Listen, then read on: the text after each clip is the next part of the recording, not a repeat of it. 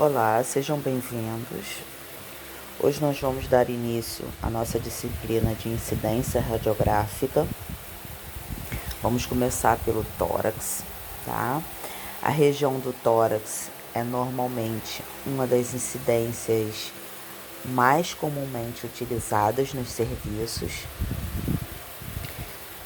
tirando as situações em que se trabalha num serviço ortopédico, né? Um serviço de atendimento musculoesquelético, ortopédico, a gente não vai ver tanto raio-x de tórax, seios da face, etc. Mas a nível de atendimento de urgência e emergência, o raio-x de tórax, ele é um dos mais solicitados, tá?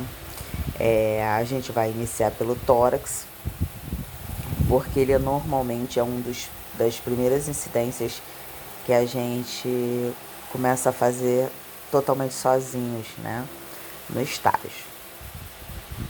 Então vamos lá. Então nós temos a caixa torácica, ela vai ser dividida dentro da parte óssea do tórax, tá? E a parte dos órgãos da região torácica. Nós temos exames contrastados que vão ser realizados dessa região, tá? Ao entorno dessa região, nós temos esôfago, coração e vasos da base. Então, a gente vai ter muitos exames ocorrendo dentro dessa região anatômica, tá? Nós vamos estudar apenas a caixa torácica e o tórax em si, tá? Nessa parte a gente não vai estudar os exames contrastados dessa região. Então, dentro do posicionamento do tórax, a gente tem algumas considerações gerais, alguns dados, algumas informações básicas, tá? É sempre bom utilizar uma técnica de baixo contraste, porque a gente tem uma região que vai ficar contrastada naturalmente pelo ar, e o ar na radiografia vai ficar enegrecido, vai ficar escuro, tá? Então, a gente utiliza um MA alto, um tempo curto, um MAS baixo e um KVP alto. Então, esse MA alto é o que antigamente a gente chamava de foco fino e foco grosso, tá? Atualmente, o maquinário já faz essa seleção automaticamente quando a gente administra o MAS e o KV, tá? O MAS, ele já é o resultado do MA mais o tempo, tá? Miliampere por segundo. Então, a maioria das máquinas em uso atualmente, quando a gente coloca a técnica radiográfica, ele pula, vamos dizer assim, para o foco fino ou para o foco grosso, de acordo com a técnica que a gente administrou, tá bom? Então, a gente vai ter um KV alto e um MAS baixo. Por quê? A gente vai utilizar um baixo contraste. Quando a gente tem um baixo contraste, automaticamente a gente tem um MAS baixo também. Porque é uma região que não necessita de alto contraste. É uma região em que a gente vai ter, literalmente, apenas a visualização de tons fortes de cinza, tons altos de cinza, tá? Por isso é que o KV vai ser alto. Os critérios de adequação técnico para as incidências laterais serão mantidos como os demais. Então, você vai adequar para o aumento da espessura que você vai ter. O paciente vai estar em PA, que é o básico do tórax, tá? Da incidência do tórax básica. E quando ele fica em lateral, você tem aumento da distância pela lateralização da caixa torácica, tá? Objetivo: visualizar o parênquima pulmonar, demonstrando as estruturas retrocardíacas e os contornos de forma tênue das vértebras médias e superiores e costelas posteriores.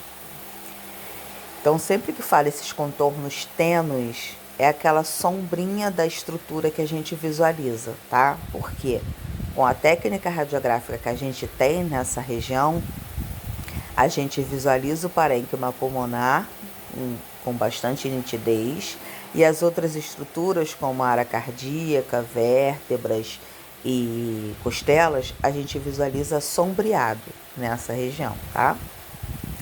Distância foco-filme de 1,80, que era chamado de teleradiografia, para diminuir o efeito da distorção e ampliação da imagem cardíaca.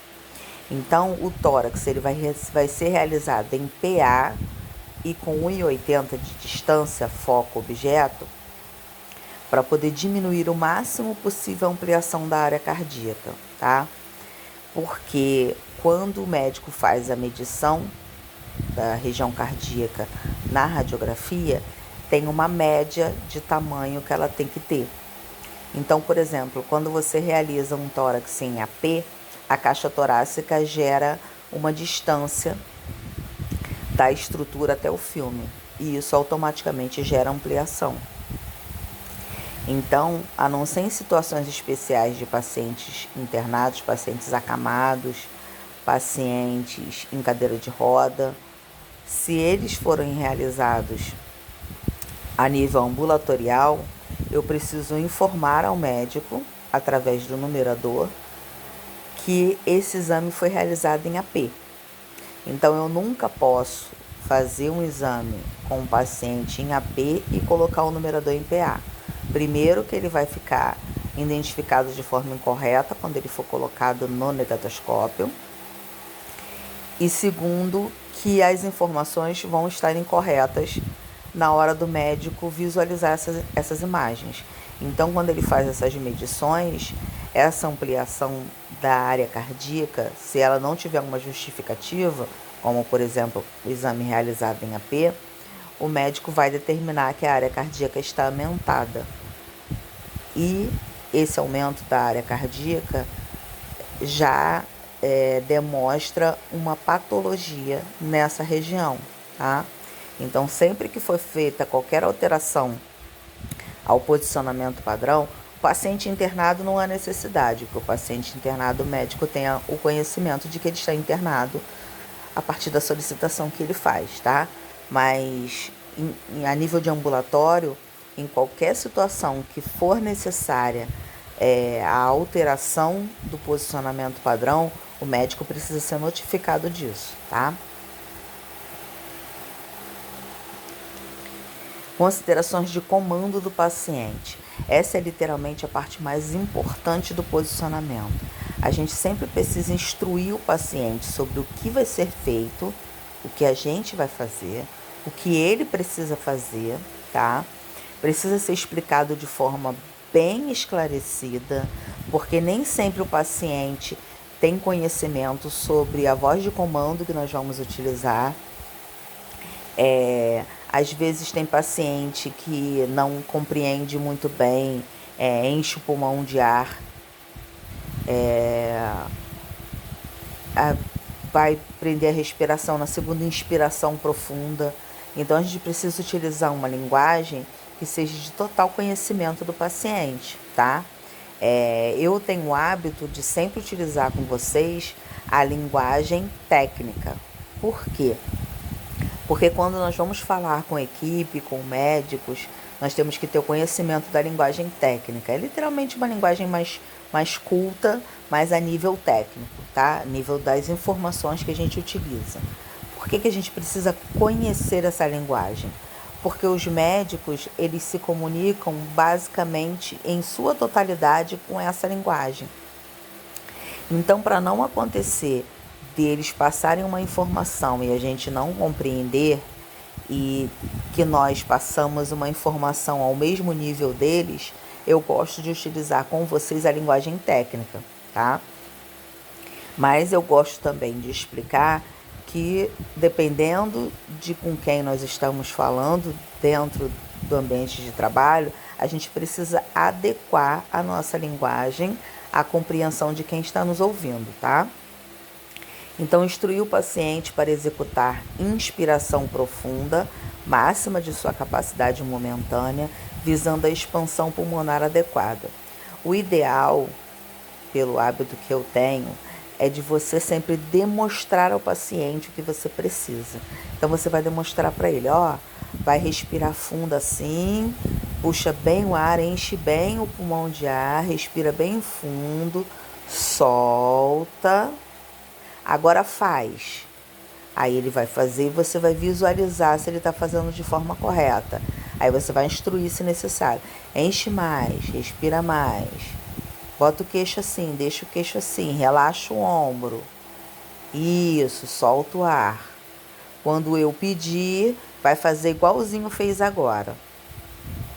Porque às vezes o paciente visualizando o que você precisa que ele faça, ele entende melhor, tá? E às vezes ele tá tenso, e às vezes a pessoa tá tensa por causa de diversas situações que se acumulam. E ele tá olhando para você, ele tá ouvindo o que você tá falando, mas ele não tá processando as informações. Então, às vezes, ele concorda com você dizendo que entendeu, mas ele não entendeu, tá? Então, eu gosto sempre de mostrar para o paciente o que ele precisa. Ó, vai ficar assim, encostado assim, com o queixo assim, com o braço assim. Faz aí para eu ver. Aí o paciente faz e você consegue perceber se ele compreendeu toda a informação ou não, tá? Em caso de paciente debilitado, realizar uma simulação de expiração antes da realização do exame. Eu gosto de fazer isso para todos os pacientes. O comando expire profundamente, prenda a respiração, deve ser aplicado de maneira pausada e bem articulada, permitindo ao paciente a correta interpretação e execução sincronizada com o disparo de raio-x. Adequar a linguagem de comando a nível de atendimento cultural do paciente, visando o melhor aproveitamento do exame. Então, isso aí é tudo que a gente já falou. Então, aqui a gente tem as estruturas que a gente precisa visualizar dentro de uma radiografia do tórax, tá? A gente vai ver os ápices pulmonares, tá? Os seios cardiofrênicos e costofrênicos, todos incluídos dentro da radiografia. Então, literalmente, não pode cortar em cima e nem cortar embaixo, tá? Nessa radiografia aqui, a gente tem, literalmente, sobrando muito lá no pescoço e muito a conta aqui na base. Então, a gente poderia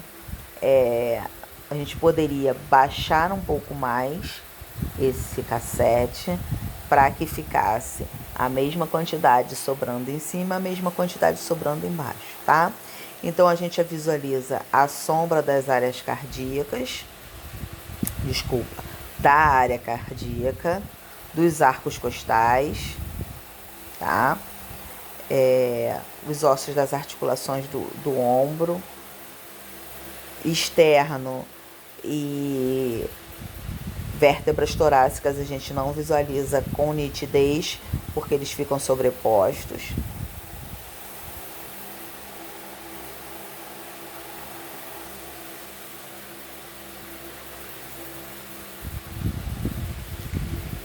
Incidência em PA, é a incidência básica da rotina de tórax, tá? Posição do paciente. Paciente em ortoestática, visando a liberação do músculo diafragma, não deixando o mesmo sofrer compressão das vísceras abdominais. Mãos sobre os quadris, com a região palmar para fora, rotação interna máxima. Atualmente já está um pouco mais flexibilizada essa situação, tá? A gente tem que tomar um pouco de cuidado, porque a gente coloca as palmas das mãos voltadas para fora, tá? E o dorso da mão em contato com o quadril do paciente. E rotaciona os cotovelos para frente, para que eles fiquem os dois em contato com o chassi, com o buque vertical, enfim. Algumas pessoas têm os ombros e os cotovelos mais entumecidos, mais endurecidos, tá? Devido à postura do dia a dia dela. Então, quando eu jogo esses cotovelos para ficar em contato com o book, um encosta e o outro não. Então o paciente fica rodado. Se eu encostar um, o outro não encosta. Eu preciso tomar cuidado com essa posição, tá? E notificar o paciente de que ele não pode relaxar essa posição durante a realização do exame. Porque se ele ficar rodado, a radiografia vai ficar incorreta, tá? Ele não pode ficar rotacionado, ele tem que ficar com os dois cotovelos em contato. Então, se eu perceber que nessa posição um cotovelo encosta e o outro não, ou nenhum dos dois encostam totalmente, eu vou deslizar a mão desse paciente na mesma direção em que ela se encontra, tá? Na região da cintura. Eu vou deslizar essa mão para frente para que o braço todo vá em contato com o book, tá? Mas eu preciso que o corpo fique o máximo possível em contato com o book para poder imobilizar o paciente na posição necessária, tá? Ombros deslocados anteriormente, ficando ambos equidistantes da superfície de exame, proporcionando o deslocamento das escápulas lateralmente, retirando-a das regiões dos campos dos ápices pulmonares.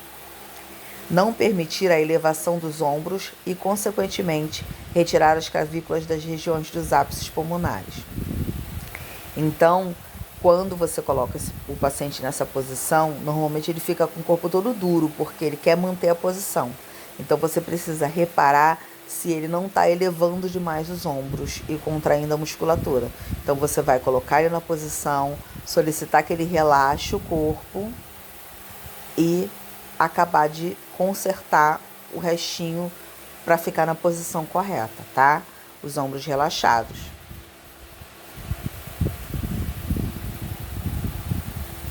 Aqui a gente tem a visualização da radiografia em lateral, tá? A gente percebe na parte superior que a sobreposição dos ombros acaba gerando uma baixa densidade de imagens, tá? Então a gente tem que tomar cuidado, por exemplo, quando a gente realiza perfil em pacientes debilitados ou em pacientes idosos, que eles não conseguem elevar os braços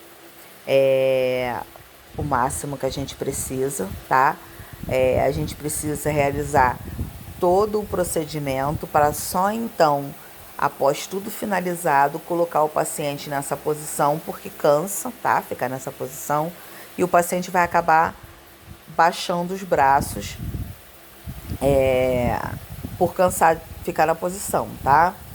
A gente precisa perceber também se o paciente não vai se curvar para frente, jogar os ombros para trás e a barriga para frente na hora de ficar nessa posição, tá? Tem que ficar o mais retinho possível. Quando a gente realiza o exame de um paciente idoso, a gente pode pegar um suporte de soro, colocar na frente dele e colocar os braços dele na posição, prendendo em um dos ganchinhos de suporte, para que ele possa tolerar ficar nessa posição por mais tempo, tá? Reparar se o paciente não se afasta do book, não balança o corpo para um lado e para o outro. Colocar sempre os dois pés, igual fica militar, os dois pés apoiados no chão, apoio nos dois pés, e instruir o paciente para não jogar o peso do corpo em uma das pernas somente. Manter o peso do corpo distribuído nas duas pernas, para que ele possa se manter na posição bem próximo ao book, tá? Aí aqui a gente tem a visualização do raio central, tá? E a colimação. Então parece, mas assim vai cortar. Não, essa é a colimação necessária. Como a gente tem normalmente diversos problemas a nível da luz de colimação, porque os equipamentos eles vão ter a luz de colimação, ela serve de guia para onde da minha radiação tá indo, né? E quando a gente tem algum problema com essa luz de colimação, com esse guia, a gente sempre ultrapassa um pouquinho além, tá? Vai depender de cada situação. Mas reparem aqui na região dos ombros que a sombra, ou seja, a iluminação, ela ultrapassa bem acima dos ombros. E a gente visualiza aqui na radiografia ao lado de que aonde foi essa radiação, aonde está preto em cima dos ombros, não tem nenhuma estrutura para ser visualizada. Então, realmente não há necessidade da colimação pegando até a articulação do ombro dos dois lados, até a cintura lá embaixo, porque a gente não tem estrutura para ser visualizada na radiografia do tórax, além do que essa colimação demonstra, tá? Claro que quando a gente está fazendo estágio, a gente fica um pouco mais inseguro sobre se está ou não pegando, vai depender da anatomia de cada paciente. Essa paciente está sem a blusa, então a gente está tendo uma visualização bem nítida da região. Às vezes o paciente está com uma blusa de uma cor que não facilita essa visualização, então a gente acaba aumentando um pouquinho para garantir. Mas a gente precisa ter a noção de que a colimação ela só é necessária dentro da área e região que a gente quer visualizar. Eu não preciso colocar uma colimação aberta a ponto de chegar até o cotovelo e a cabeça do paciente, porque não tem estrutura que eu quero visualizar numa radiografia de tórax, tá? Porque a colimação precisa, ela tá dentro dos itens de proteção radiológica, que são os itens que a gente precisa conhecer e utilizar de forma efetiva dentro do posicionamento radiográfico, tá? Então, na incidência PA de tórax, a gente tem o plano coronal paralelo à superfície de exame, o plano médio sagital perpendicular à superfície de exame e obrigatoriamente coincidindo com a linha média da superfície de exame. Se coloca a superfície de exame porque pode ser do buque ou da mesa, dependendo da condição do paciente. Então, o que a gente tem que fazer primeiro? Primeiro, antes de entrar e posicionar o paciente, a gente centraliza, a gente vai fazer o exame no buque vertical. A gente centraliza, a gente liga a luz de direcionamento do raio central, tá? Que forma aquele xizinho que a gente viu na imagem anterior. E a gente vai centralizar essa luz da colimação no buque, que a gente vai utilizar o buque. A nível de rotina, a gente utiliza o buque. A não ser em situações adversas, a gente vai utilizar a mesa ou em qualquer outra situação, a maca, ou seja lá o que for, tá? Então, a gente primeiro centraliza a colimação de acordo com o buque, para que quando a gente for posicionar o paciente, a gente não precise ficar tirando o paciente da posição toda hora para poder visualizar se está centralizado. Então, vou fazer um tórax agora. Vou lá na sala que eu vou utilizar, centralizo a colimação de acordo com o buque, chamo o paciente, levo para a sala para poder posicionar, tá? Primeiro, para que a gente não esqueça de centralizar o raio, porque se o raio não estiver centralizado, o paciente vai ficar posicionado incorretamente e eu posso cortar as estruturas que eu preciso visualizar. E segundo, para que eu não fique toda hora tirando o paciente para poder ver se está centralizado ou não, tá? Raio central perpendicular ao filme, centralizado a nível de T7, 18 a 20 centímetros abaixo da vértebra proeminente, nível dos ângulos da escápula.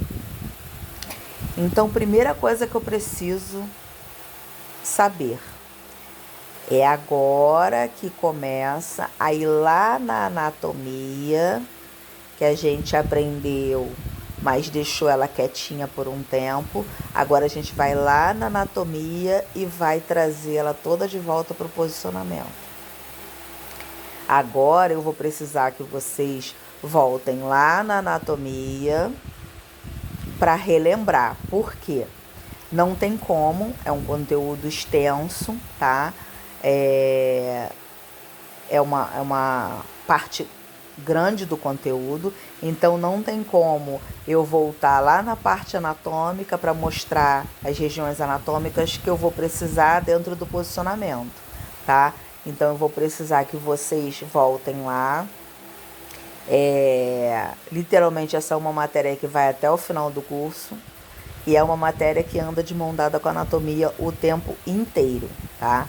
Então, não lembro quem é a vértebra proeminente nem onde é que ela fica. Vai lá na anatomia, lembra quem ela é. Ela tá aqui, beleza. Ângulo da escápula, onde é que fica? Vai lá, lembra e volta pra cá, tá? Porque dentro desse conteúdo de incidência não tem como eu voltar lá na anatomia, porque senão o conteúdo vai ficar bizarramente gigante, tá bom? Então vamos lá. Raio central perpendicular ao filme, centralizado a nível de T7, 18 a 20 centímetros abaixo da vértebra proeminente, nível do ângulo da escápula.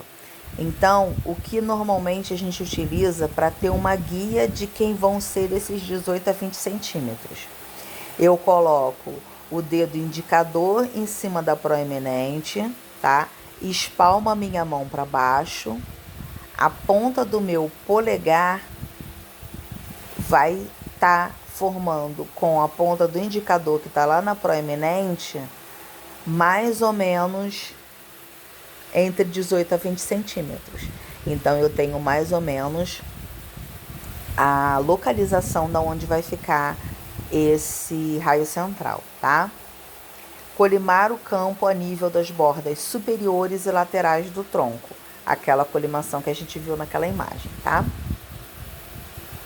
Critérios de avaliação. Visualização completa dos campos pleuropulmonares, com a apresentação mínima dos 10 primeiros pares de costelas, apresentando desde os ápices até os seios costofrênicos. Visualização das articulações externoclaviculares equidistantes das vértebras torácicas, sem rotação, escápulas projetadas nas margens laterais do tórax. Está escrito errado aí. Então, é essa a imagem que a gente tem, num PA de tórax, tá? Então, a inspiração profunda do paciente, quando o paciente respira fundo e prender a respiração, a gente precisa visualizar no mínimo 10 pares de costelas, tá? 10 pares de arcos costais. Se a gente visualizar menos do que isso, a inspiração não está correta. Então, a gente visualiza as articulações externoclaviculares equidistantes, ou seja, laterais. As duas aparecem, tá? Os ápices pulmonares, não pode cortar. Seio costofrênico e seio cardiofrênico também não pode cortar. Então, essa radiografia aqui, a gente já percebe que a gente já não tem mais tanto pescoço quanto aquela outra tinha. E a gente tem literalmente a mesma distância sobrando em cima, sobrando embaixo. Reparem que a colimação está bem justa, bem rente à região anatômica que a gente precisa visualizar. Não há a menor necessidade de um colimador todo aberto. A gente pode colimar os 4 lados da área de interesse, tá? Claro, já expliquei que no começo a gente fica um pouco inseguro sobre a colimação, tá? Mas a gente precisa ter a noção de que a minha área de interesse é essa e eu não preciso que a colimação esteja aberta além da caixa torácica. Porque ainda tem um pouquinho de tecido além do meu tórax. Então, eu não preciso deixar a colimação ultrapassar a caixa torácica do paciente, tá? Aí a gente visualiza os arcos costais, sombra do coração, dos vasos da base, o arco aórtico, os ápices pulmonares, clavícula, a sombra das vértebras torácicas,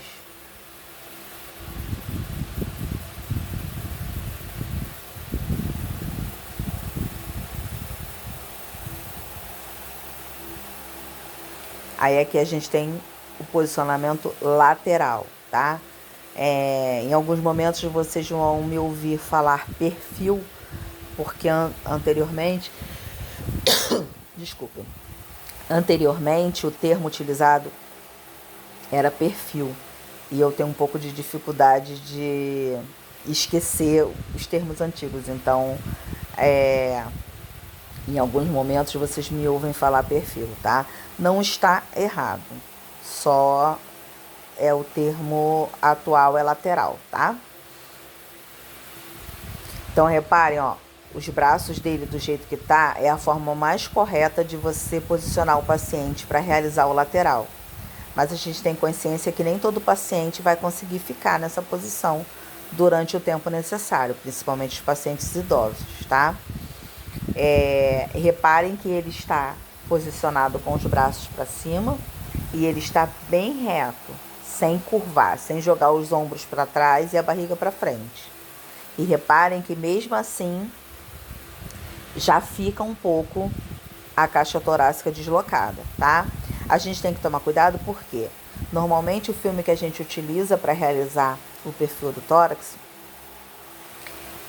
ele é mais estreito, tá?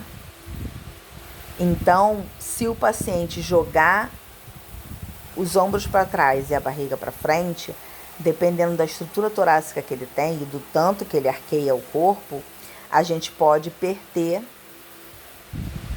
uma parte da região, a gente pode cortar uma parte da região, tá? Percebam que aqui na radiografia que é bem mais rente com o paciente posicionado desse jeito. Por isso é que a gente deixa sobrar um pouco mais de colimação nessa situação do paciente em lateral, tá? Então vamos lá.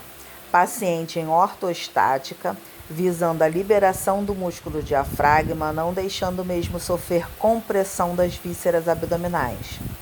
Reparem a partir daqui que temos alguns termos que vão se repetir, tá?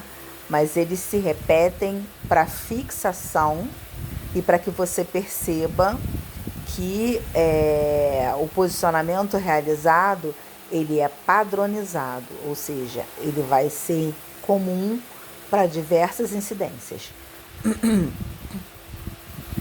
Região lateral, esquerda ou direita, de acordo com a solicitação médica. Normalmente, numa rotina de tórax, o médico coloca apenas PA e perfil, tá? Ele não identifica qual lado, a não ser que ele queira especificamente, por algum motivo patológico, especificar um lado, tá? Vamos pensar aí, se a gente pega um pedido de tórax e a gente vai realizar essa incidência e está apenas PA e perfil, PA e lateral. Qual lado que a gente colocaria em perfil se o médico não especificou? Vamos pensar.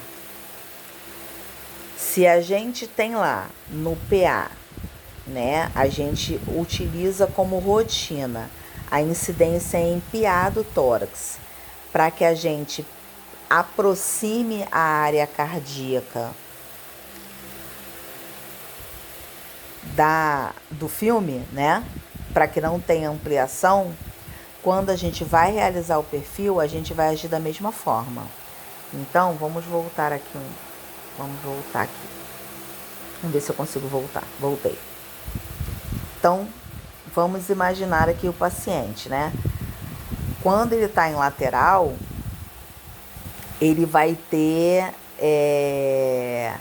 já um afastamento da região devido ao posicionamento que ele se encontra, né? Então, para a gente tentar diminuir um pouco mais essa ampliação que a gente já vai ter formada pelo corpo, se o médico não especificar qual lado, a gente vai fazer o esquerdo. Porque a região cardíaca, ela é mais voltada para o lado esquerdo do que para o direito, tá? Ela é centralizada, a área cardíaca é centralizada, mais voltada para o lado esquerdo. Olha lá a anatomia de novo, voltando aqui, tá? Então, a gente vai realizar, se o médico não informar que ele quer o lado direito, a gente vai realizar o perfil esquerdo para aproximar mais a área cardíaca do filme e minimizar essa ampliação, tá? Então, vamos lá. Região lateral, em contato com a superfície de exame, mantendo os braços elevados acima da cabeça, formando um ângulo de 90 graus entre o tronco e o braço ou envolvendo a cabeça. Tomando cuidado também para o paciente não apoiar os braços atrás da cabeça e jogar a cabeça para frente, baixando o queixo, tá? Plano sagital paralelo e plano coronal perpendicular à superfície de exame. Plano axilar do tronco coincidindo com a linha central da superfície da mesa de exame. Com a superfície de exame, mantendo o diâmetro antero-posterior do tórax equidistante às margens do filme. Então, esse plano axilar é uma linha imaginária que eu vou traçar no tronco para poder dividi-lo à metade. E vai ser alinhado ao plano médio sagital, ao plano médio da mesa. Mesa. Ao plano médio da estativa. Então, novamente, vai estar centralizado a luz de colimação com a estativa e você vai centralizar o paciente lateralizado, tá?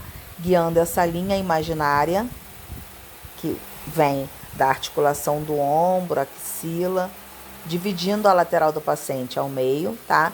E você vai centralizá-la também. E vai alinhar o corpo do paciente para que fique o mais reto possível, de acordo com essa centralização que você fez. Realizar correções de paciente com cifose torácica acentuada. É a famosa corcunda, tá? Esses pacientes, eles vão ter uma boa dificuldade de ficar retinho como você precisa, tá? Então, você vai acertar o corpo dele de acordo com a possibilidade dele, né? Porque é a estrutura óssea dele que é desalinhada, então é um pouco mais difícil. Você vai alinhar ele ao máximo possível dentro da posição que você precisa que ele fique, tá? Da mesma forma que você vai fazer com pacientes idosos, pacientes debilitados, você vai adaptar essa posição para que ele fique da forma que você precisa, tá? Raio central perpendicular ao filme, centralizado a nível de T7, 18 a 20 centímetros abaixo da vértebra proeminente, nível dos ângulos das escápulas. Então, o raio central vai incidir na mesma região, mas em local diferente, porque ele vai estar na lateral do corpo, tá? Colimar o campo a nível das bordas superiores e laterais do tronco. Colimação, 4 lados da área de interesse. E aqui a gente tem a imagem do posicionamento do tórax, tá?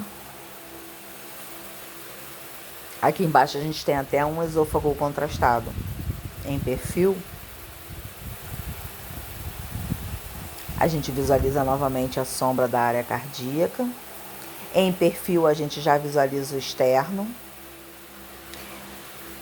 Reparem nesse exame contrastado aqui de baixo, em que a identificação numérica pegou muito em cima da área, tá? Mas nessa situação, a visualização que a gente quer é o contraste, não o tórax em si, tá? Mas a gente tem que tomar muito cuidado com o numerador, porque ele pode ficar em cima da área de interesse e a gente perder a radiografia por causa disso, tá? Nessa parte agora da teórica, eu não vou me prender muito no numerador, porque a gente vai ter bastante informação pra gente fixar, tá? na parte prática, a gente, quando a gente retornar na parte prática, a gente fixa mais esse lance de numerador, tamanho de filme, como o filme fica posicionado, tá? A gente dividir um pouco a quantidade de informação que a gente tem para poder ficar um pouco mais fácil de assimilar, tá?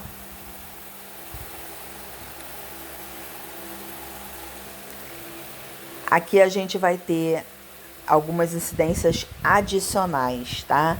São as incidências que não fazem parte da rotina radiográfica do tórax. São incidências que são normalmente realizadas a partir da visualização que o médico tem da incidência de rotina ou a partir de uma queixa patológica do paciente, tá? Então, a partir de uma necessidade que o médico tenha de acrescentar novas imagens ao diagnóstico do paciente, essas incidências vão ser solicitadas, tá? Então, a gente tem um laurel, que é um decúbito lateral, tá? O laurel, ele vai depender da solicitação do que o médico quer visualizar, se ele vai ser direito ou esquerdo, tá? Mas ele é em AP. Reparem que tem um coxim embaixo da paciente, tá? Para que o tórax não fique comprimido, vamos dizer, não afunde no colchão da maca, tá? A gente tem que tomar cuidado com algumas situações. A gente vai colocar a maca na frente da estativa e o paciente vai se deitar lateralizado. E vai colocar as costas em contato com o buque. A gente precisa tomar cuidado se a maca está travada, tá? Para que quando o paciente desloque o seu corpo para trás para encostar na estativa e a maca não deslize e ele caia. A gente precisa tomar muito cuidado com isso, tá? A gente precisa ter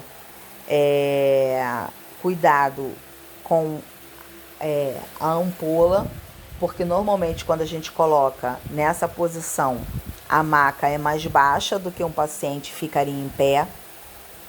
Então, quando a gente desce a ampola para colocar ela alinhada para realizar o exame, ela bate na mesa, tá? Porque não tem distância suficiente para fazer 1,80 m e ela descer na altura que o paciente se encontra na maca. Então, a gente precisa tomar cuidado quando a gente vai movimentar a ampola para que a gente não bata com ela na mesa, tá?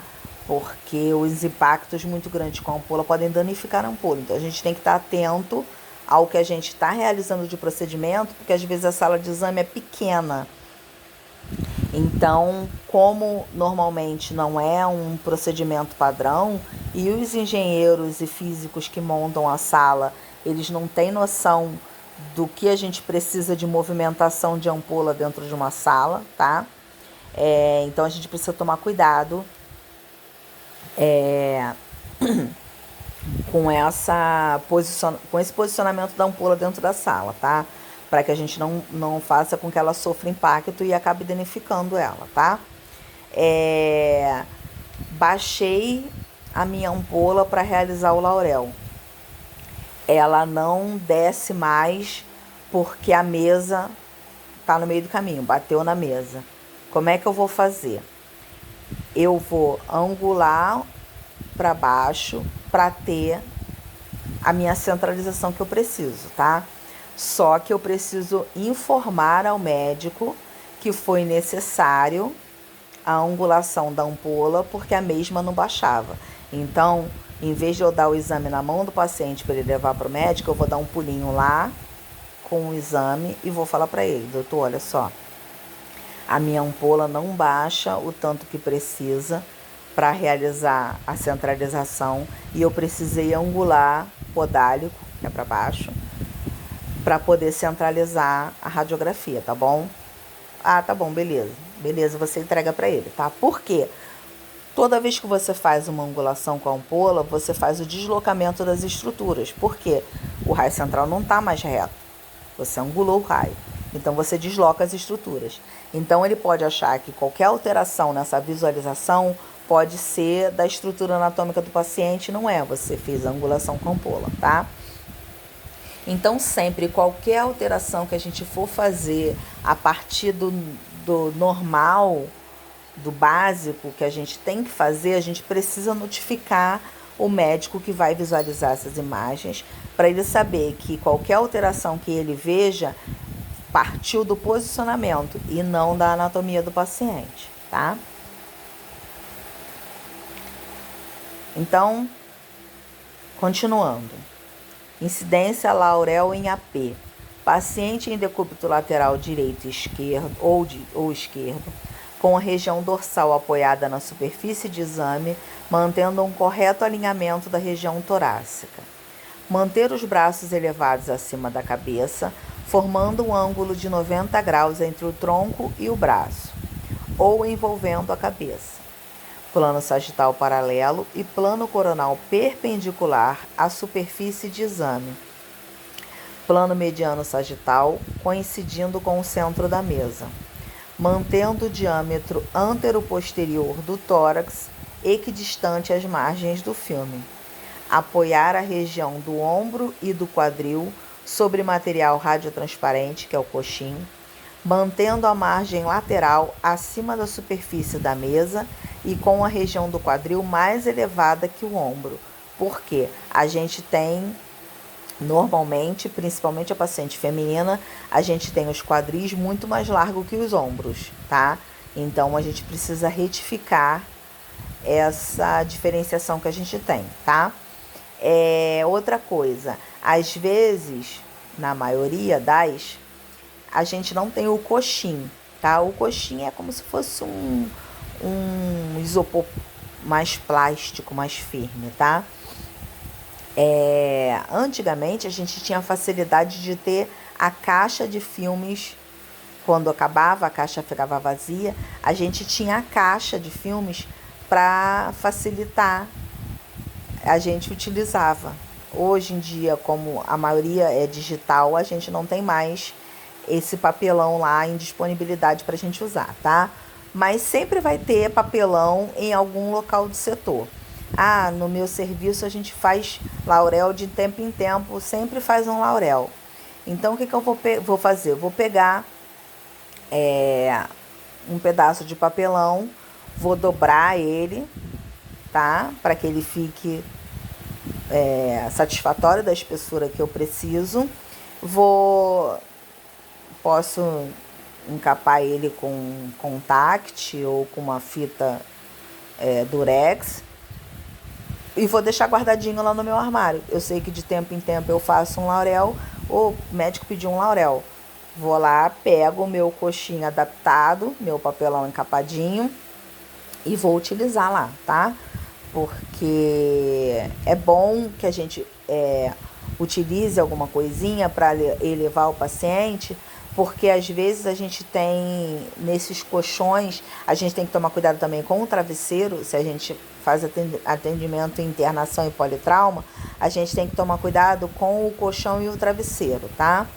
Porque ele é de material radiotransparente, mas normalmente ele tem fecho, né, fecha-clé, e ele tem ilhóis ao longo tanto do colchão quanto do travesseiro, que normalmente ele é daquele material plástico impermeável, então ele tem o ilhóis para que saia o ar que fica preso dentro, tá?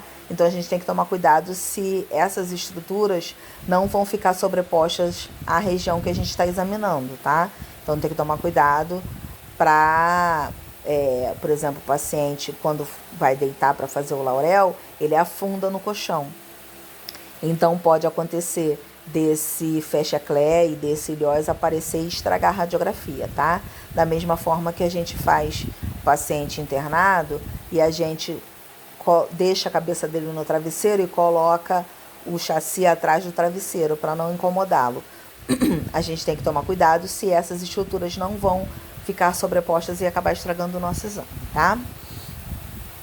Então, vamos lá. Apoiar a região do ombro e do quadril sobre material radiotransparente, mantendo a margem lateral acima da superfície da mesa e com a região do quadril mais elevada que o ombro.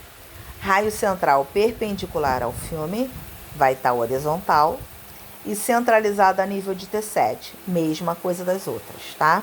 18 a 20 centímetros abaixo da vértebra proeminente, nível do ângulo da escápula e linha mamária inferior, porque o paciente está em AP. Então, essa é a visualização que a gente tem, tá? O lado de interesse vai ficar posicionado para cima, tá? Se o médico não informar qual lado que ele quer, eu vou perguntar para ele se eu vou fazer laurel direito ou esquerdo, tá? Reparem que nessa radiografia aqui, a primeira, o numerador está em cima da região torácica, o que não pode acontecer.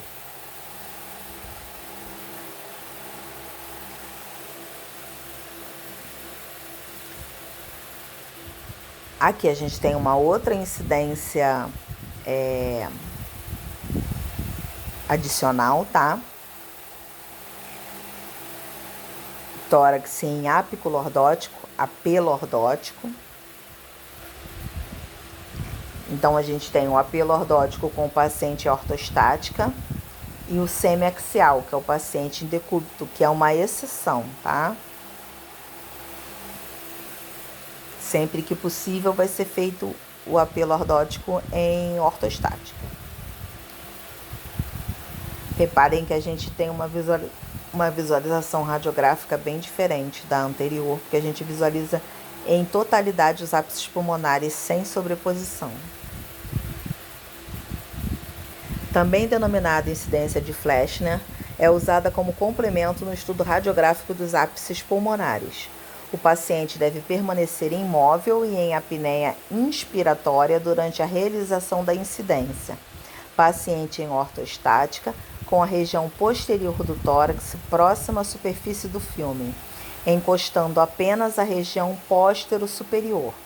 Raio central perpendicular, entrando na topografia do corpo do externo.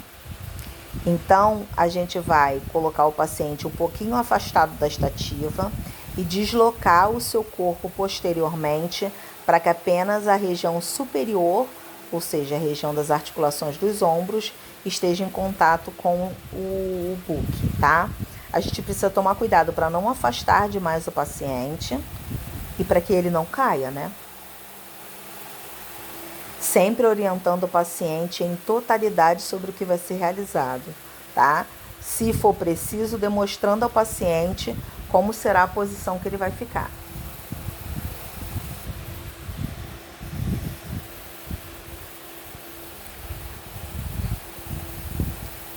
Aqui a gente tem algumas incidências adicionais que atualmente a gente já praticamente não realiza mais para tórax, tá? Mas elas ainda são realizadas para arcos costais, tá? São oblíquas. Aqui são oblíquas anteriores, direita e esquerda. Tá? A oblíqua anterior é quando a região anterior está mais próxima do filme, a direita quando a região direita está mais próxima e a esquerda quando a região esquerda está mais próxima. E oblíqua posterior é quando a região posterior do corpo está mais próxima do filme, da mesma forma, direita e esquerda, tá?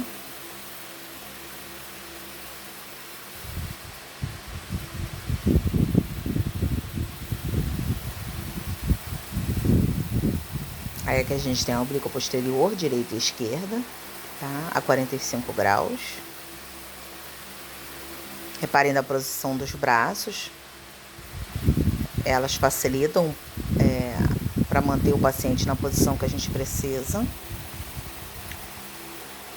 Lembrando que essas incidências para visualização de tórax, elas praticamente já não são realizadas mais, tá? Mas as oblíquas ainda são realizadas para exames contrastados de CVB, coração e vasos da base, esôfago.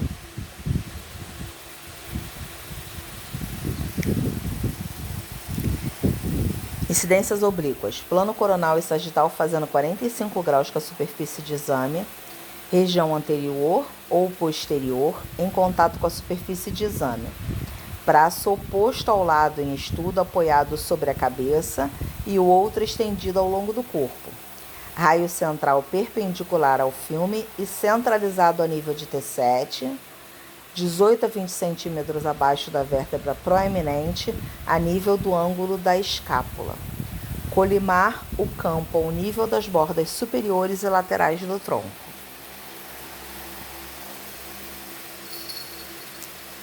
Observações sobre as oblíquas quando elas forem realizadas para pulmão. Oblíqua anterior direita e esquerda e posterior esquerda, estudo pulmão esquerdo. E a oblíqua anterior esquerda e a posterior direita, estudo pulmão direito. Para estudo do coração, faz-se a oblíqua anterior esquerda com os planos inclinados a 60 graus. Tá? Então, quando a gente vai fazer coração, a gente vai aumentar essa angulação do paciente para 60 graus, tá? Aí aqui a gente tem, ó, a oblíqua anterior direita e a oblíqua anterior esquerda.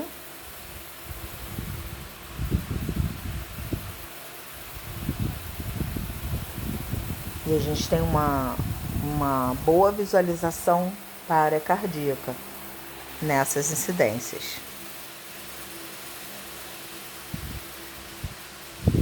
Posterior direita e esquerda.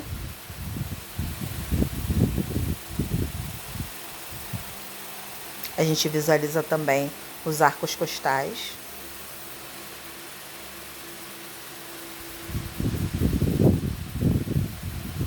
Coluna torácica a gente visualiza também, porque quando a gente angula esses 45 graus do corpo do paciente, a gente retira o externo da sobreposição das vértebras. Então, a gente tem uma visualização tanto de um quanto de outro, né, sem sobreposição.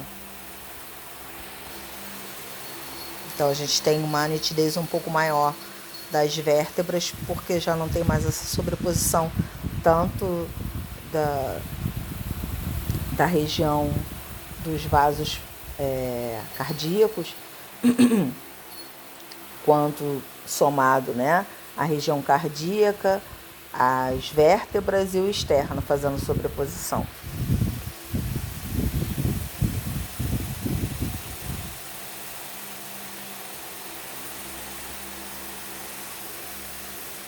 Aí aqui a gente tem algumas visualizações que a gente precisa fixar para o posicionamento do tórax, tá?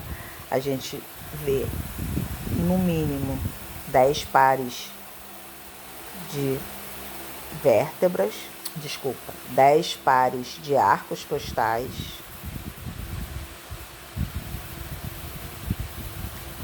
A gente vê o sombreamento da área cardíaca. Repare nessa radiografia aqui abaixo, no cantinho aqui, a região da área cardíaca bem aumentada em comparação com as outras duas imagens, bem aumentada.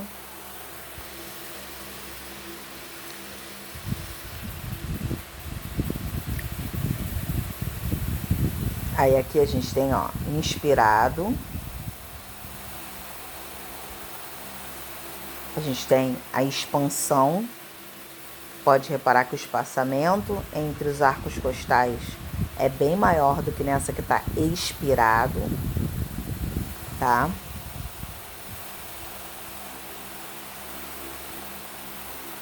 Nessa respirada, o paciente soltou ou puxou ar na hora da exposição, então fica como se tivesse tremida a imagem, tá?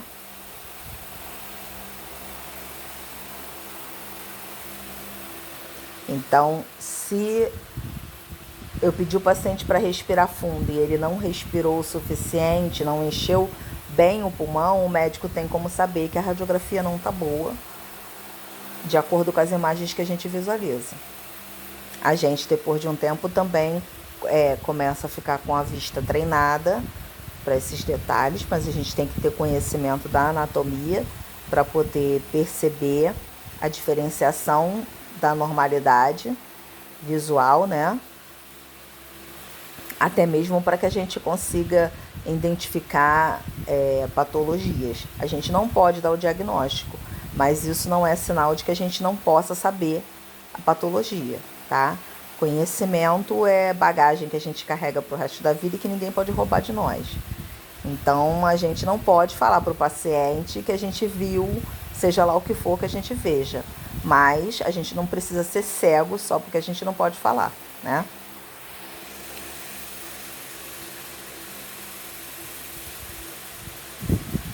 Ó, essa aqui é uma radiografia de tórax infantil, tá? É uma radiografia de difícil execução, porque uma criança pequena ela não vai compreender o comando de respirar fundo e prender a respiração na maioria das vezes, tá? Ela não fica imobilizada sozinha, precisa que a mãe ou o pai, o responsável, contenha a criança, tá? A gente precisa passar segurança e passar orientação ao responsável para que ele contenha a criança. E normalmente a criança está chorando freneticamente, tá? O que eu aprendi depois de trabalhar em hospital infantil? Que existe um intervalo em que a criança precisa retomar o fôlego. Ela vai chorar, chorar, chorar, mas em um momento ela vai precisar respirar, pegar fôlego. Quando ela pega esse fôlego para continuar a chorar, ela enche o pulmão com bastante ar para poder chorar bastante na segunda etapa. Ou na terceira, depende de quando você consegue pegar. Então você vai ficar atento, porque não vai adiantar você pedir para a mãe mandar a criança parar de chorar. Ela está assustada de todas as formas possíveis e imagináveis. E ela está a fim de chorar, ela vai chorar. É muito mais fácil, ao invés de você tentar fazer a mãe acalmar, você pegar o famoso pulo do gato. Você vai ficar observando, vai avisar a mãe, deixa chorar, não tem problema. Só não solta, mantém na posição. E você vai ficar lá, depois de proteger a mãe direitinho, porque ela vai ficar lá na exposição para segurar a criança. E você já vai deixar a técnica tudo direitinho.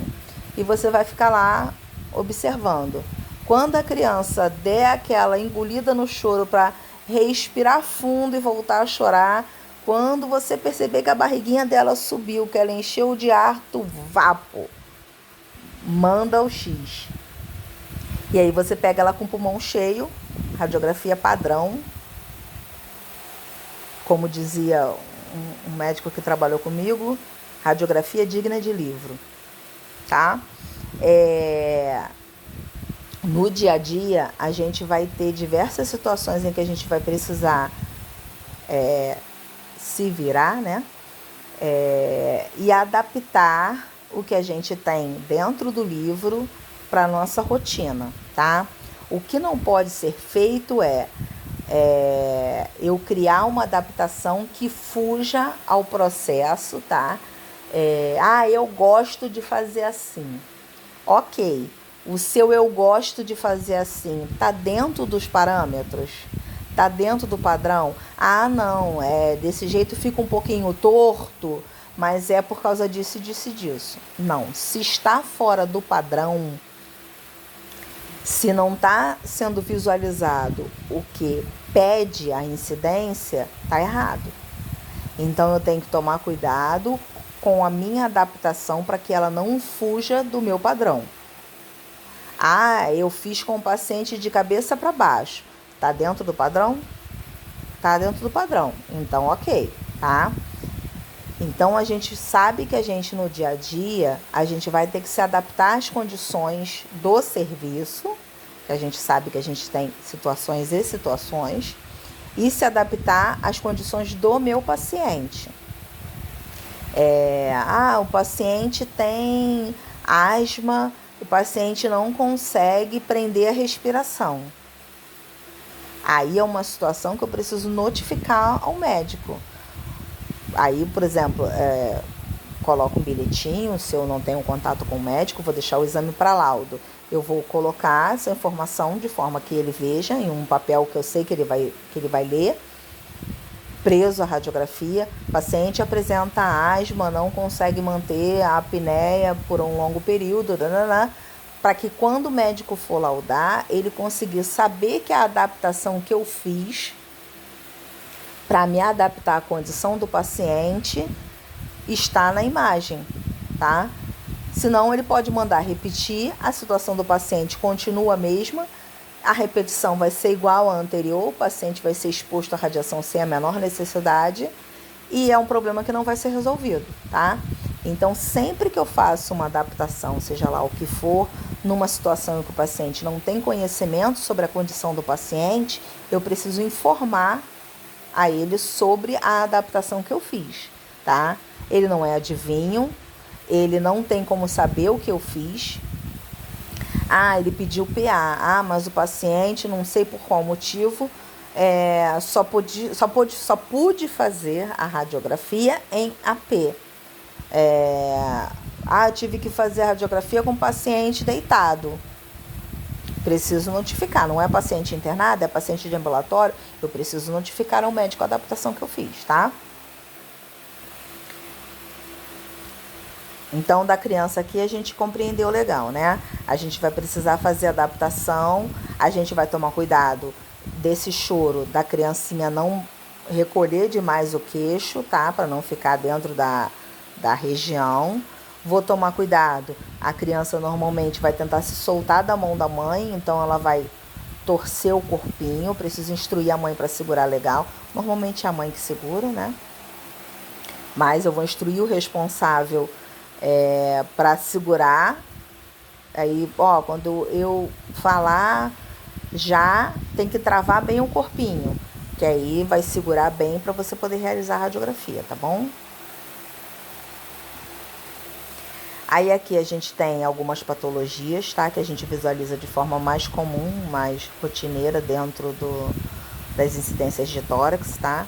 A gente tem uma pneumonia, uma mais branda e uma mais grave. As patologias a gente vai conhecendo ao longo do tempo, tá? A gente vai acumulando essa bagagem, né? Esse arquivo visual de como é a aparência de cada patologia, tá? E depois de um tempo a gente já começa a reconhecê-las na radiografia.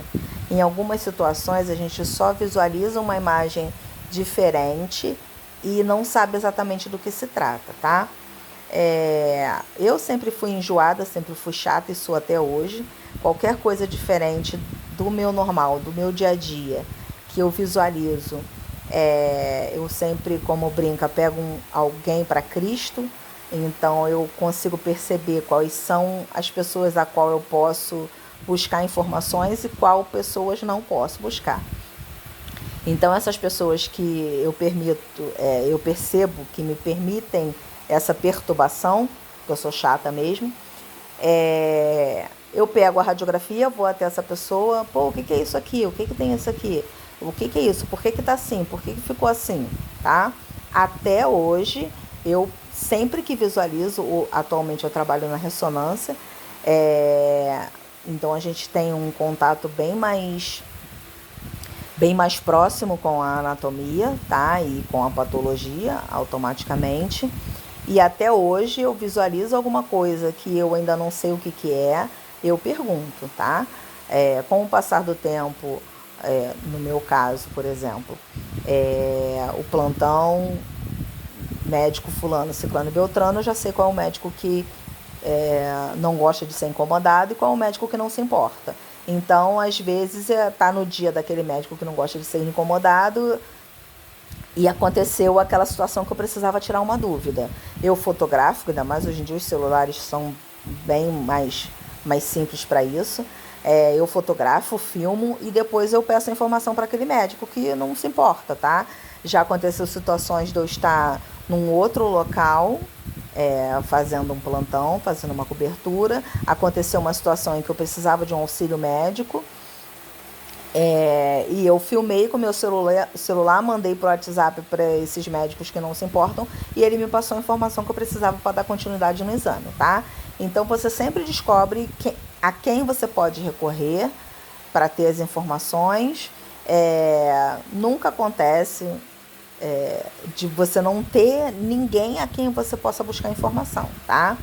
E com o passar do tempo você vai tendo mais orientações. Lembrando que essa vai ser a famosa tecla do se, que vai estar sempre lá, mesmo que a gente não possa relatar nada sobre o que nós vimos na radiografia, tá? Isso é terminantemente proibido. O técnico não pode, de maneira nenhuma, informar ao paciente, seja qual for a visualização que ele tenha na imagem, tá? Nós não podemos prestar diagnóstico. Não podemos, é proibido, é contra a lei, tá? Passível de punição severa. Mas isso não impede que nós tenhamos conhecimento sobre o que estamos visualizando, tá? Somos mudos, mas não precisamos ser cegos. Aqui nós temos pneumonia com derrame pleural, tá? Normalmente são situações de pacientes acamados por um longo período, tá? Por isso é que a incidência de tórax faz parte da rotina do paciente internado, tá? Mas a rotina precisa ser de manhã e de noite? Aí já é a rotina do estabelecimento, tá? Que é diferente de serviço para serviço. E às vezes essa rotina funciona de acordo com o plantão. Ocorreu troca do plantão às 7 horas da noite, eles solicitam novamente. Ocorreu a troca do plantão às 7 horas da manhã, eles solicitam novamente. Isso aí, infelizmente, é de acordo com o serviço. Cada serviço vai ter a sua rotina diferenciada. Em alguns locais é só 1 por dia, em alguns locais 2 por dia. Em algumas situações, logo assim que o paciente dá entrada na internação, tá? Por isso é que o raio-x de tórax é uma das radiografias mais realizadas. Aqui a gente tem um pneumotórax, tá? Com nível hidroaéreo, nível formado por líquido e ar.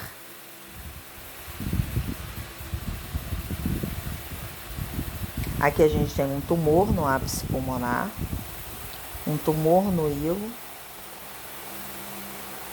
E aqui a gente tem múltiplas lesões pulmonares por uso de drogas.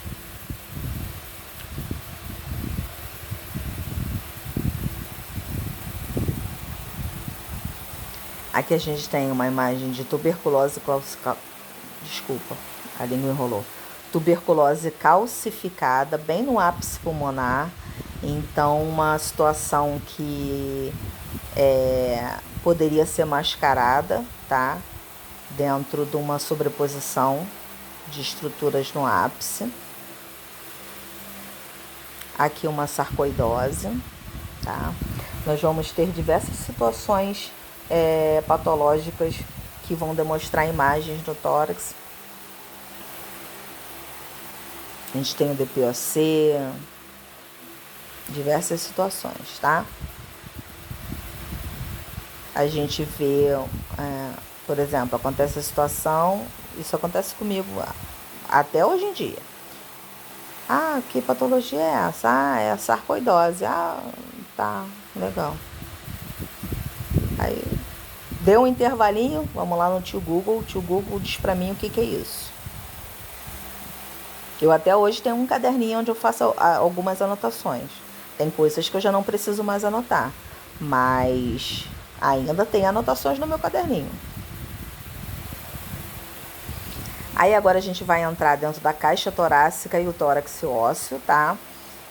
dependendo da estrutura que a gente vai visualizar, a gente vai ter uma incidência, mesmo sendo dentro da caixa torácica, né, dentro do tórax propriamente dito, a gente vai ter incidências diferenciadas dependendo da estrutura que a gente quer visualizar.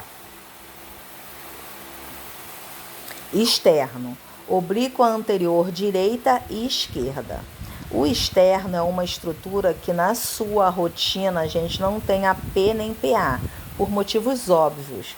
O externo em AP e em PA, ele fica sobreposto à coluna vertebral, então como a estrutura óssea dele tem menos densidade do que a união das vértebras, ele não tem visualização em AP nem em PA, tá?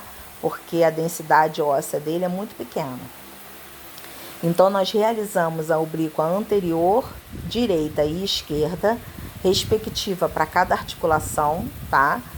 Então, eu quero ver a articulação do lado direito ou do lado esquerdo, para projetarmos o osso externo no hemitórax. Observar que a oblíqua anterior direita estudamos a articulação esquerda e a oblíqua anterior esquerda estudamos a articulação direita. Então, a gente realiza um lado para estudar o lado oposto. Paciente em obliquidade de 15 a 20 graus de acordo com o volume torácico, de acordo com o tamanho da caixa torácica, tá? Raio central perpendicular, centralizado a nível de T2 ou T3, aproximadamente 7 centímetros da vértebra proeminente. Paciente em apneia inspiratória. Então, pode ser realizado em ortostática ou em decúbito, tá? Então, a gente visualiza o externo deslocado lateral à coluna torácica, sem sobreposição, tá? E a gente visualiza apenas uma articulação externo-clavicular. Na oblíqua direita, a gente visualiza a esquerda e na esquerda a gente visualiza a direita, sempre lado oposto.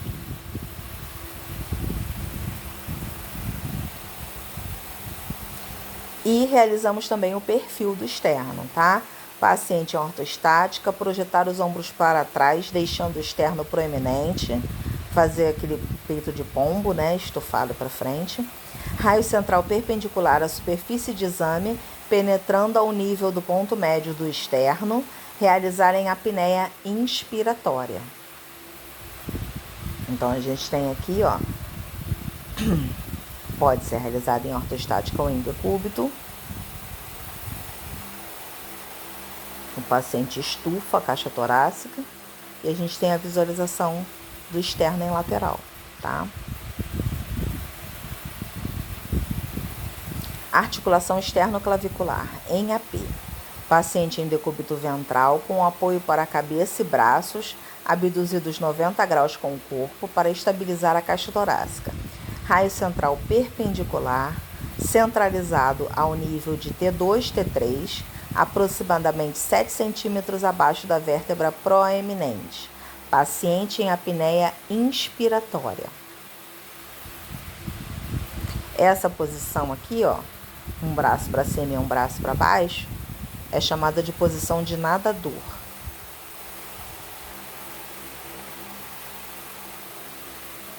Esse aqui é um PA bilateral.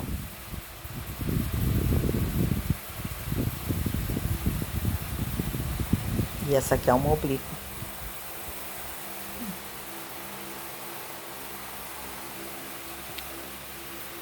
Articulações externas claviculares, PA bilateral e a oblíqua a 15 graus. Reparem que quando a gente realiza a oblíqua, a articulação se abre um pouco mais, tá? Então, dependendo da visualização que se quer ter, a gente vai optar pela incidência específica, tá? Se a gente tiver dúvida sobre a incidência que a gente vai realizar, por exemplo, às vezes o médico coloca no pedido externo. Ah, por que ele não especifica qual ele quer? Porque às vezes ele quer externo, mas não sabe exatamente qual é o posicionamento, porque eles não têm o livro de posicionamento de có. Ele não sabe que é AP, perfil. Nem o ortopedista às vezes não sabe. Ah, tornozelo é AP e perfil e calcâneo é axial e perfil. Ele não tem um livro de posicionamento de cor na cabeça. Quem tem um livro de posicionamento de cor na cabeça é a gente. Então, ele sabe que ele quer o externo, mas ele não sabe qual é a incidência que ele vai fazer para externo. Quer dizer, que você vai fazer para externo, tá? Então, às vezes, a gente pode achar até engraçadinho quando o médico faz uma solicitação e coloca a incidência errada. Colocou perfil. Ele não sabe que faz perfil. Gente, pelo amor de Deus, né? Se você for equiparar a quantidade de coisas que você não sabe comparado, por exemplo, eu tenho dentro do meu conhecimento algumas informações, mas eu não sei absolutamente nada sobre telemarketing. Então, se eu sentar do lado de um operador ou de um operador de telemarketing, eu sou um total jumento, não sei absolutamente nada. Então, dentro do conhecimento de cada pessoa, tem um limite de algumas informações que aquela pessoa tem. Eu sei que o telemarketing é feito atendendo o telefone ou fazendo ligação, mas eu não consigo definir nada sobre o telemarketing com o que eu sei. Tem muitas coisas dentro do atendimento de telemarketing que eu não faço a menor ideia, tá? Então, a gente tem que parar um pouco. Eu vejo muito no Facebook, muito. E algumas das vezes são situações em que a pessoa está querendo ser engraçadinha, querendo causar. E faz um comentário. Eu vi uma vez um comentário sobre bilateral de joelhos. A médica colocou na solicitação raio-x bilateral dos joelhos, todas as incidências no mesmo filme. Aí a pessoa fez lá, né, um baita textão falando que óbvio que se é bilateral vai ser no mesmo filme. Mas não era para fazer os dois APs no mesmo filme e os dois perfis no mesmo filme. Eram todas as incidências no mesmo filme.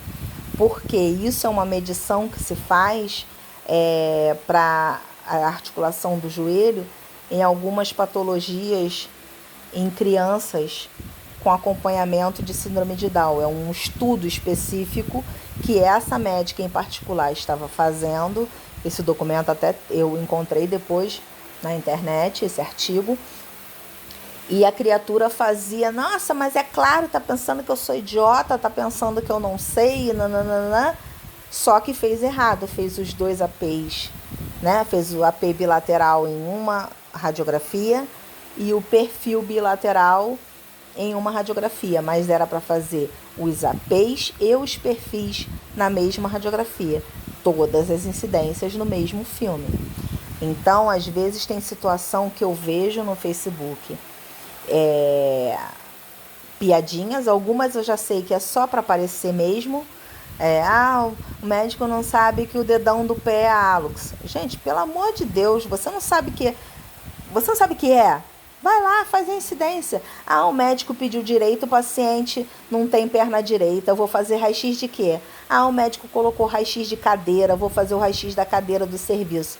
Gente, por favor, não me façam passar esse sofrimento de ver vocês fazerem uma coisa dessa. A radiologia já evoluiu muito comparada com a época que eu comecei, em que tinham situações vergonhosas que alguns profissionais faziam dentro da sala de exames de raio-x, tá? De ter solicitação com algum equívoco do médico e o técnico realizar a incidência assim mesmo, o paciente chegar lá, o médico vê que se equivocou, consertar o pedido e o paciente voltar e realizar uma nova radiografia, dessa vez correta. Eu sempre senti muita vergonha desse tipo de atitude, nunca gostei, porque eu acho que, primeiramente, o respeito ao paciente é o primeiro ponto que você deve levar em consideração. E uma coisa bem simples, se eu erro, qualquer pessoa pode errar. Ninguém é livre de cometer um erro. E é muito... Ah, mas eu vou chegar lá, vou falar pro médico que ele errou e ele não vai aceitar.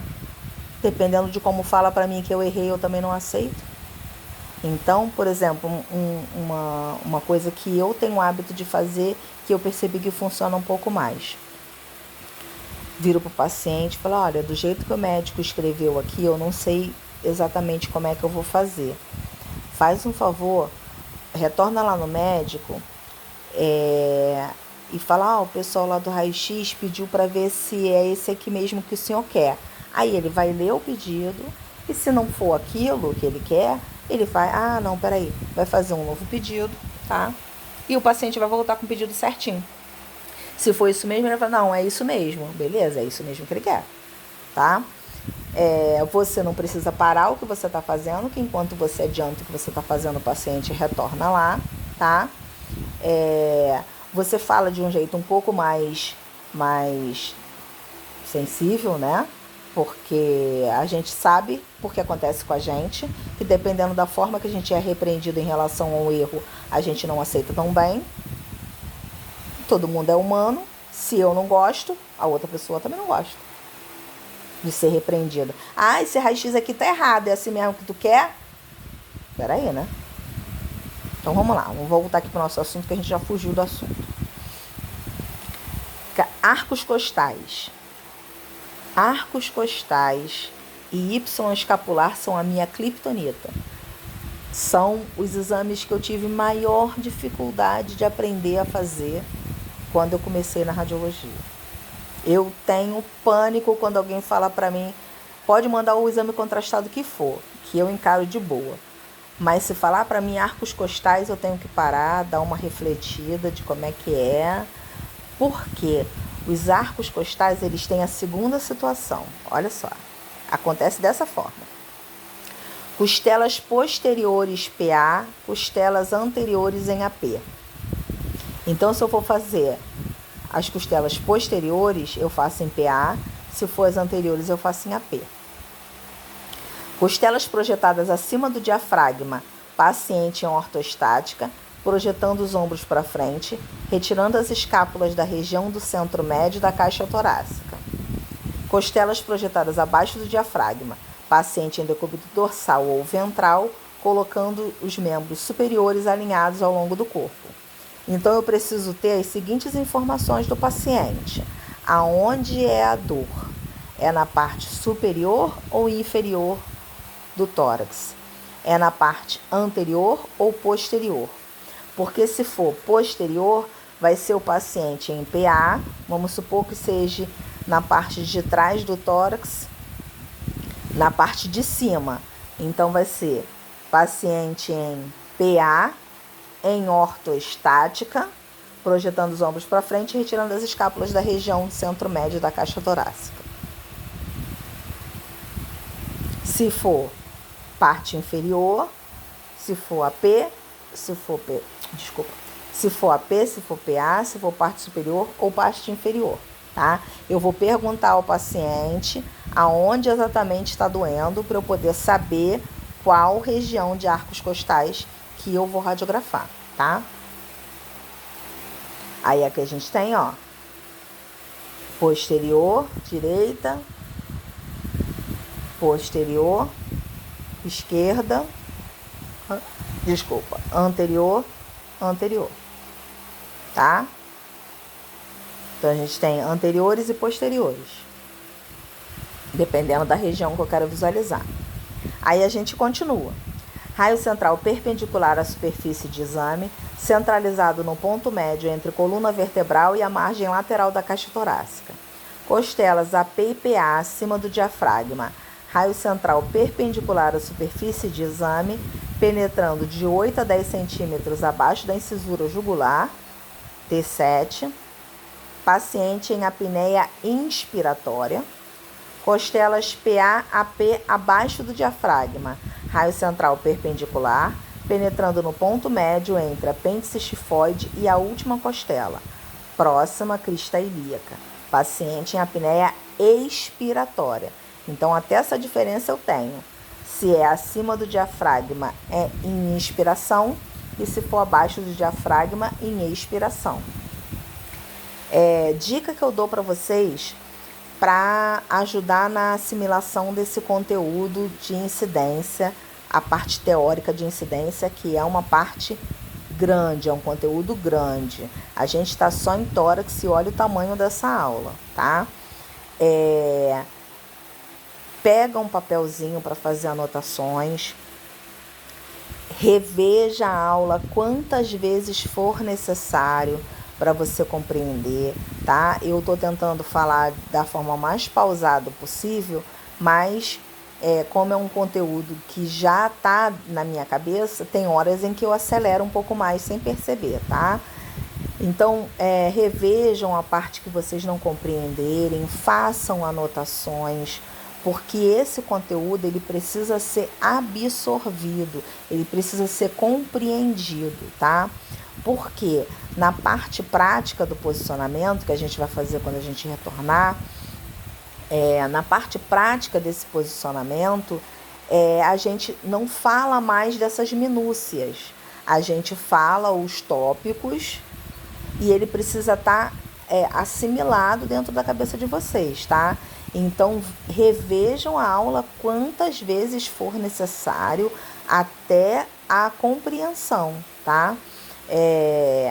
Se for o caso, vocês vejam, tem bastante vídeo na internet que demonstra o posicionamento, o YouTube está repleto de vídeos de posicionamento, tá? Vocês podem ver esses posicionamentos, só tomem cuidado, porque às vezes a pessoa que está gravando o vídeo, ela tem alguns gatilhos do vício de fazer. Então, vocês precisam aprender a forma correta, sem as adaptações agora, tá? As adaptações a gente assimila depois que a gente já compreendeu como é o posicionamento, tá bom? Então, se necessário, revejam as aulas quantas vezes for necessário, façam anotações, até mesmo para que vocês possam tirar dúvida comigo, tá? Fiquei em dúvida, não consegui entender direito isso aqui. Anota para poder me passar, tá? Porque, por exemplo, não adianta me passar dúvida, professora, no slide 5, para mim vai ficar muito difícil, porque eu vou ter que abrir a aula, ver slide por slide e qual parte do slide 5 que está a sua dúvida, tá? Então, tentem fazer assim. Revejam quantas vezes for necessária, a aula está aí disponível para vocês, tá? Anotem o que vocês tiverem em dúvida para poder tirar dúvida comigo depois, tá? Fica mais fácil tanto para a compreensão de vocês quanto para mim explicar, fica mais rápido para que eu possa dar essa resposta, dar esse retorno, tá? Aí aqui a gente tem uma outra visualização, tá? Oblíqua posterior direita e oblíqua anterior direita. Aí aqui tem uma observação, a lesão das costelas anteriores esquerdas acima do diafragma. Aí aqui as oblíquas posteriores esquerdas abaixo do diafragma. É preferível fazer em ortostática, mas isso vai ser, se possível, tá? Essa situação de inspiração, apneia, inspiração e expiração, ela precisa ser observada, porque às vezes o paciente está com muita dor. Se ele tiver fratura nos arcos costais, como essa radiografia que tem uma fratura, o paciente tem uma dificuldade absurda em respirar, porque ele sente muita dor quando respira, tá? Porque quando a gente respira, toda a nossa caixa torácica se movimenta. E fratura em arcos costais dá uma dor bem intensa. Então, a gente precisa perceber se o paciente está tendo muita dificuldade para respirar. Se ele estiver sentindo muita dor, a gente não precisa pedir para que ele respire em sua totalidade e ficar causando sofrimento para o paciente, causando dor, tá? Aí, arcos costais, costelas anterior, oblíqua anterior e oblíqua posterior. Paciente ortostático ou decúbito, desculpa, em obliquidade de 45 graus. Abduzir ligeiramente os braços, afastando do corpo para não sobrepor a caixa torácica. Observar que oblíqua anterior, lado afetado mais afastado do filme, ou seja, oblíqua posterior, lado afetado mais próximo do filme. Aí aqui a gente tem arcos costais superiores acima do diafragma e inferiores abaixo do diafragma. Muito obrigado, espero que vocês tenham gostado da aula. Até um próximo encontro. Qualquer dúvida, só entrar em contato, tá bom? Façam a anotação da dúvida para que a gente tenha mais facilidade.